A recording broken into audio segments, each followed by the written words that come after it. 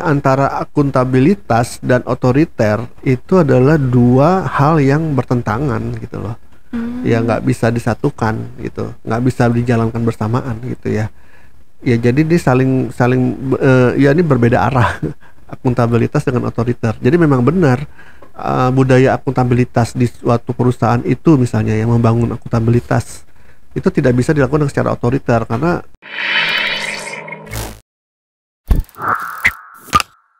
Bagaimana cara seorang pemimpin menginspirasi akuntabilitas di timnya? Bukan hanya soal memberi perintah, tapi juga menciptakan budaya yang membuat setiap orang merasa bertanggung jawab.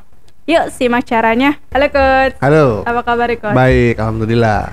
Oke, Coach ini ada pertanyaan nih Coach. Oke. Bagaimana sih seorang pemimpin bisa membangun budaya akuntabilitas dalam tim tanpa terkesan otoriter atau terlalu menekan gitu Coach? Oke.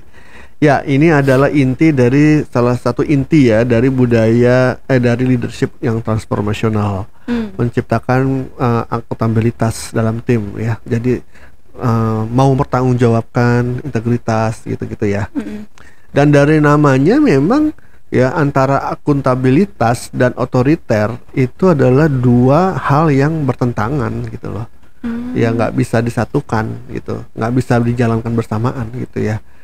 Ya jadi dia saling ya ini berbeda arah akuntabilitas dengan otoriter. Jadi memang benar budaya akuntabilitas di suatu perusahaan itu misalnya yang membangun akuntabilitas itu tidak bisa dilakukan secara otoriter karena kontraproduktif gitu, berlawanan gitu ya. Otoriter itu kan pokoknya satu arah gitu kan, semuanya harus menurut gitu ya. Itu kan menunjukkan bahwa tanggung jawab hanya ada di pihak leader gitu ya. Kalau akuntabilitas enggak kan gitu. Akuntabel itu berarti tim juga mau ada rasa tanggung jawab juga dalam mengerjakan pekerjaannya dan mau mempertanggungjawabkan hasil-hasilnya gitu ya. Nah itu ya nggak mungkin dengan cara otoriter gitu ya. Jadi saling bertentangan gitu. Jadi pertanyaannya adalah kalau misalkan tadi kan kayak bedanya dari otoriter sama akuntabel tuh kan tadi Coach Adit udah jelasin ya. Betul. Tapi kayak contoh realitanya tuh yang akuntabilitas harusnya kayak gimana gitu Coach? Ya, jadi karyawan yang accountable ya, pertama ya dia tanggung jawabnya apa dia tahu gitu ya, dan dia mau mengambil alih tanggung jawab itu, maksudnya gini, dia mau mempertanggungjawabkan gitu ya hasil pekerjaannya gitu ya, punya rasa memiliki dalam mengerjakan tanggung jawabnya itu gitu ya. Termasuk kalau memang ada kesalahan dia memang mau mengkoreksinya dan mau mengakui bahwa itu kesalahannya. Itu kan accountable itu ya, utamanya itu kan. Gitu. Jadi utamanya sih seperti itu ya. Dan itu kan nggak mungkin bisa dibentuk dalam budaya yang otoriter dengan cara yang otoriter gitu. Ya kan. Tapi kalau misalkan otoriter, kalau misalkan dari karyawan ada kesalahan gitu Coach? Kalau otoriter kan kalau salah ya pasti disalahin aja gitu kan. Disalahin aja, kemudian tidak membangun rasa memiliki gitu ya. Jadi tapi dibangunnya rasa ketakutan gitu loh. Rasa takut, rasa fear gitu ya. Kerjanya gitu ya. Kerja karena disuruh. Gitu kan. Kerja karena takut dimarahin. Bukan kerja karena memang itu tanggung jawabnya. Bukan kerja itu adalah untuk mengejar goalnya, bukan untuk mencapai cita-citanya gitu. Beda nih. Kalau otoriter itu kan dia ya kerja ya karena disuruh, karena harus. Kalau nggak dipecat, kalau nggak diomelin gitu kan. Gitu. Jadi kalau misalkan sebagai seorang leader atau pemimpin itu dia harus menerapkan antara otoriter atau akuntabilitas ke karyawannya atau ke timnya gitu Coach?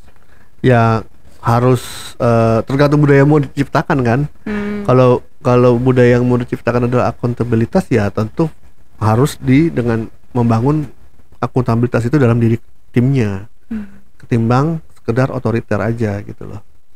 Ya mungkin otoriternya paling cuma 10% aja, di bawah 10% kali. Gitu ya. Jadi kalau misalkan kayak otoriter itu si leader ini yang emang kalau ngasih kerjaan atau ibaratnya kalau lagi ada kesalahan ya Coach ya. Kalau lagi ada kesalahan dia yang merasa tanggung jawabnya tuh si leadernya. Jadi leader mau nyalahin si tim yang ngerjainnya mah bebas, tapi kalau misalkan kayak karena si leadernya merasa ini kan tanggung jawabnya gitu. Kalau misalnya salah ya udah saya yang salah, tapi marahinnya ke karyawan gitu. Ya, jadi kalau otoriter itu dia intinya adalah tidak membangun rasa memiliki dari si tim gitu ya, atas tanggung jawab dan pekerjaannya. Jadi ya tetap sih otoriter itu, gaya otoriter adalah atasan melihat itu tanggung jawab mereka, dan mereka harus melakukannya dengan benar. Kalau enggak salah ya omelin gitu loh, sampai benar gitu doang sih gitu ya. Kebanyakan kayak gitu kan. Tapi kalau dia punya, kalau budaya akuntabilitas ya, timnya itu kita ngeliat fokusnya ke timnya. Dia mengerjakan itu bukan karena sekedar disuruh dan takut diomelin aja gitu ya. Tapi memang itu jadi tanggung jawab dia untuk menyelesaikan ya, agar goal dia tercapai, goal perusahaan tercapai gitu ya, untuk memajukan perusahaan gitu. Dan dirinya juga gitu, dengan dia tahu juga dengan perusahaan yang maju dia juga maju gitu loh. Jadi kalau misalkan si leader ini memang menaunginya pakai gaya akuntabilitas, si karyawan itu punya kesadaran diri, punya tanggung jawab atas pekerjaan yang dikasih ke dia. Betul. Tapi kalau misalkan otoriter, ya dia merasa oh harus dikerjain karena emang disuruh atasan gitu. Kalau misalkan nanti salah malah nanti saya yang disalahin, nanti kan pasti timnya kayak gitu ya. Iya. Oh, jadi kayak ada rasa ketakutan juga ya kok sebenarnya. Betul gitu, dan itu ada dampaknya. Dampaknya apa tuh kok? Ketakutan karena takut dimarahin. Ya kalau mereka buat kesalahan, artinya supaya nggak dimarahin ya dia bisa menyembunyikan kesalahannya, atau menyalahkan orang lain, temennya yang disalahin, atau kan saling lempar-lempar tanggung jawab lempar kesalahan. Jadi lebih ke supaya bisa bertahan hidup gitu. Ibaratnya di situ, ya kan? Karena itu ada ketakutan gitu kan. Kalau akuntabilitas justru karena rasa tanggung jawabnya yang dibangun, mereka kerja itu betul-betul meyakini apa yang mereka kerjakan itu ada tanggung jawab mereka, hasilnya adalah mereka, dan mereka bahkan bisa saling membantu teman-temannya untuk saling mengingatkan dan saling mendukung gitu ya, agar sama-sama mencapai targetnya gitu ya, atau pekerjaannya gitu, menyelesaikan tanggung jawabnya gitu, karena akuntabel gitu ya. Dan itu efek-efek sampingnya gitu, yang itu yang diharapkan. Tapi kalau yang otoriter ya itu tadi, saya selalu mengamati ini pasti kalau gaya ini dampaknya itu ke karyawan itu mereka ya menghindar supaya nggak dimarahin dengan cara ya kalau nggak masalahnya ditutup gitu kan, atau dia nyalain orang lain gitu-gitulah gitu. Tapi kalau misalkan kayak akuntabilitas ini, apakah ada dampak negatifnya gitu Coach?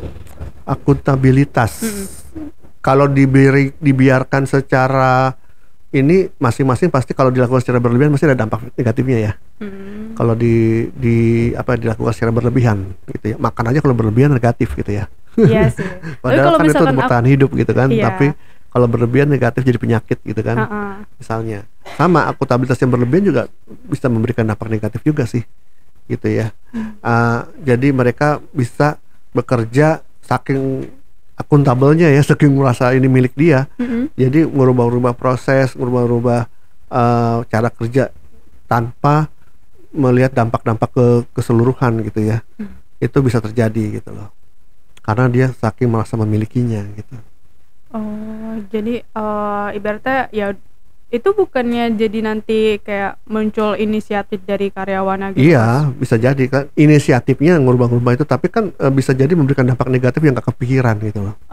Ya, tanpa sepengetahuan atasannya gitu kan. Kalau atasannya tahu ya bisa tanpa mengekangnya gitu ya, atasannya bisa mendukung, dia bisa berinisiatif mengubah pekerjaannya supaya hasilnya lebih positif buat dia, tapi tidak mengacaukan keseluruhan sistem kan gitu. Iya benar. Iya dong, kan dia kerja itu kan nggak mungkin dia berdiri sendiri kan gitu. Pasti ada dampak-dampaknya ke pihak-pihak lain di dalam perusahaan tersebut ya. Mungkin dia bisa memperbagus di tempatnya dia, tapi bisa jadi memberikan efek negatif ke yang lain, misalnya secara sistem itu kan bisa terjadi gitu loh. Yang itu mungkin dia sendiri nggak aware, yang harusnya aware kan atasannya gitu kan. Jadi atasannya juga perlu bisa memonitor dan mengontrol juga gitu ya, supaya ya tidak kebablasan akuntabelnya. Berarti peran leader ketika dia memang menaungi karyawannya dengan akuntabilitas ini ya apa ya, harus benar-benar memonitor, ngebimbing Betul. timnya ya, benar-benar ngejaga gitu ya coach ya. Kalau misalkan dia, tapi biasanya kalau misalkan budaya otoriter itu untuk saat ini apakah udah yang makin sedikit gitu coach? Ya, memang dari perkembangan zaman ini akhirnya budaya otoriter itu akhirnya semakin berkurang ya intensitasnya, karena juga dari perkembangan zaman, perubahan generasi karyawannya gitu ya, yang sekarang ini lebih menerima budaya yang lebih accountable ketimbang budaya yang otoriter. Kalau zaman-zaman dulu orang masih suka sih, masih nyaman-nyaman aja ya ada otoriter ya gitu. Sekarang udah beda zamannya. Generasi milenial, generasi Z lah gitu. Apalagi nanti generasi alpha itu udah beda lagi gitu ya. Bagaimana memimpin mereka gitu.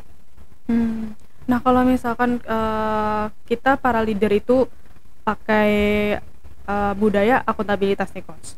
Nah itu kalau misalkan kita sebagai leader tuh punya keterampilan coaching, apakah itu dampaknya akan lebih wow lagi, powerful lagi atau gimana coach?